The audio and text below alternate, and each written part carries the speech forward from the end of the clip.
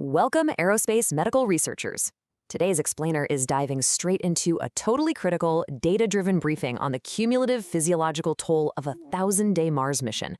We're stepping way beyond the familiar, relatively safe territory of low Earth orbit and looking at what actually happens to the human organism when it is pushed to its absolute biological limits. So, let's kick things off with the ultimate question, right? How on Earth, or well, how on Mars, do we actually mitigate the compounding biological burden from that massive Martian surface stay, all the way through the grueling return transit? Because as our data clearly shows, surviving the trip out there is really only half the battle. The return journey is where the physiological debt truly comes due. Here is the roadmap for our briefing today. We'll start with the prolonged Martian stay, look at musculoskeletal and cardiovascular decay, tackle genomic damage and radiation, cover Earth readaptation and rehab, and finally, wrap up with mitigation and countermeasures. All right, Section 1, the prolonged Martian stay. Picture this. For 18 months, our crew is stuck on the surface waiting for that perfect planetary alignment to head home. But here's the catch. Mars only has about 38% of Earth's gravity, and that 0.38 g, it's just not enough to hit the brakes on physiological decline. Experimental data strongly suggests astronauts will continue to experience a slow, steady loss of musculoskeletal integrity during this massive 500-day surface stay. So they are actually getting weaker precisely when they need to be prepping their bodies for the violent physiological shifts of the return flight. And it's not just the gravity. The ground they're walking on, the Martian regolith, is basically a severe toxic hazard. The surface dust is absolutely loaded with perchlorates. Those are highly oxidizing compounds that completely mess with thyroid function, which can lead to metabolic decline and severe anemia. Plus, the dust contains exceedingly fine carcinogenic silicates that easily penetrate deep into the pulmonary system, posing massive long-term risks for fibrosis and cancer. So the surface stay is essentially the slow, invisible accumulation of environmental toxins. Moving right along to Section 2, musculoskeletal and cardiovascular decay. So now we're looking at the microgravity return transit, and honestly, the clock is ticking on some pretty severe, non-self-limiting decay. Without gravity, astronauts are shedding 1 to 2% of their bone mineral density every single month. This is due to uncoupled bone remodeling. Basically, your bone breakdown outpaces your bone formation. Since the Martian surface stay didn't rebuild their skeleton, an astronaut heading home could face greater than a 10% loss in critical skeletal mass in weight-bearing regions like the femur and pelvis. This creates a severe, lifelong fracture risk that becomes critically, incredibly dangerous during re-entry and Earth landing.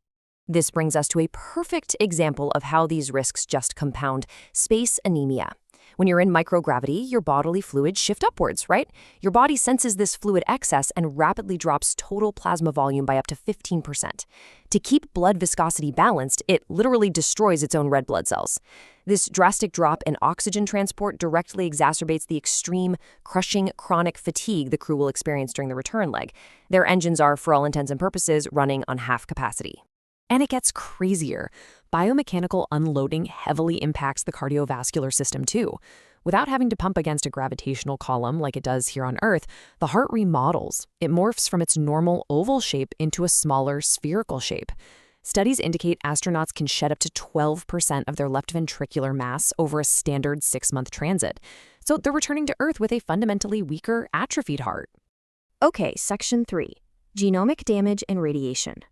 Now, let's zoom way in, because the microscopic cellular toll here is just immense. If we look at data from the NASA twin study, it totally confirms that prolonged spaceflight fundamentally alters our genomic expression. Deep space radiation causes complex DNA double-strand breaks that are incredibly difficult for our cells to repair. When comparing spaceflight data to terrestrial baselines, researchers found persistent changes in DNA methylation and nearly 1,000 chromosomes functioning differently. This isn't a temporary hiccup. This is long-term, potentially permanent cellular damage that radically increases a person's lifetime cancer risk. And if genetic damage wasn't enough, it's compounded by these severe systemic issues that really peak on the return leg. Remember those upward fluid shifts? Well, they cause something called spaceflight-associated neuroocular syndrome, or SANS. This creates optic disc edema and can potentially permanently alter an astronaut's vision. Psychologically, the crew hits an absolute wall called asthenia. This is chronic fatigue, listlessness, and irritability caused by years of isolation, making their return transit incredibly taxing. And under all this immense stress, their suppressed immune systems can actually wake up dormant viruses like shingles. Just an incredibly tough environment for the body. Which brings us to Section 4, Earth Readaptation and Rehab. So, after 1,000 days out there in the void, the inbound journey concludes with a frankly violent reentry. But hitting the ocean isn't the finish line. The readaptation process is a medical emergency all on its own. Immediately upon landing, the returnee faces what has been described as a heavy and strangely still Earth. Their vestibular system, which the brain has essentially just ignored for 3 years in microgravity, becomes instantly, completely overwhelmed. This sensory overload triggers a total loss of coordination, awful motion sickness, and profound orthostatic intolerance. Think back to that atrophied, spherical heart and the low blood volume we talked about earlier. When 1G suddenly pulls all that fluid back down to their legs, their cardiovascular system simply cannot maintain blood pressure. They are literally unable to stand up without fainting. Reversing this and retraining those tiny postural stability muscles they haven't used in years will require intense, highly specialized rehabilitation long after the mission is technically over. Finally, let's get into Section 5, mitigation and countermeasures.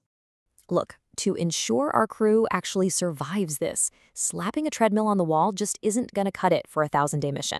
We have to integrate aggressive medical countermeasures at every single stage. This structured framework details actionable interventions. Mechanically, we desperately need artificial gravity, like a short-radius centrifuge inside the spacecraft, to give the body a true gravity stimulus and preserve bone and muscle. Pharmaceutically, we're looking at cutting-edge myostatin inhibitors to actively stop muscle atrophy at the chemical level, right alongside iodine supplements to protect the thyroid from those nasty Martian perchlorates. And nutritionally, leveraging a highly targeted omics diet rich in specific antioxidants to help mitigate that cellular radiation damage.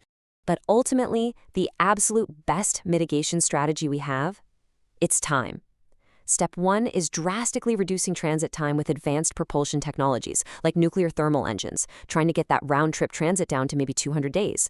Step 2 is utilizing heavy structural overcoats, meaning mass shielding utilizing water or polyethylene to physically block galactic cosmic rays from hitting the crew.